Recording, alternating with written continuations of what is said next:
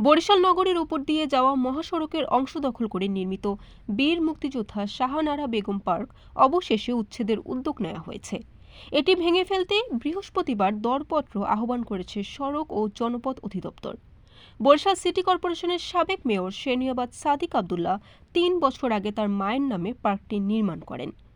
নগরীর সিএনবি রোডে বরিশাল ঢাকা মহাসড়কের বাইলেনের জায়গায় এটি নির্মাণে ব্যয় হয় ১৪ কোটি টাকা। পার্কটির ফলে ওই এলাকায় যেমন যানজট দেখা দেয়, তেমনি ঘটে দুর্ঘটনাও। রাস্তা দখল করা হলেও সওজের তৎকালীন কর্মকর্তারা কোনো ব্যবস্থা নেননি। বরং গুঞ্জন ওঠে মেয়র সাদিকের বদৌলতে সওজের কোনো কোনো কর্মকর্তা বরিশাল ক্লাবের সদস্য হন। জাতীয় সড়ক দখলের এমন একটা অন্যায়ের দায় সওজ এড়াতে পারে না।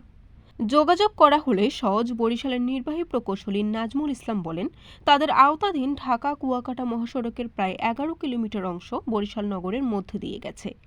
ভাঙ্গা থেকে কুয়াকাটা পর্যন্ত ২ লেনের এ মহাসড়ক ৪ লেনে উন্নতি করা হবে। এ প্রকল্পে নগরীর অংশও রয়েছে। সেই ব্যস্ততম মহাসড়কের অর্ধেক দখল করে পার্ক নির্মিত হয়েছিল। সেটি অপসারণের জন্য দরপত্র আহ্বান করা হয়েছে। ঠিকাদারি প্রতিষ্ঠান নির্বাচনের পর দ্রুত পার্কটি অপসারণের মাধ্যমে রাস্তা সচল করা হবে। বরিশাল.নিউজ।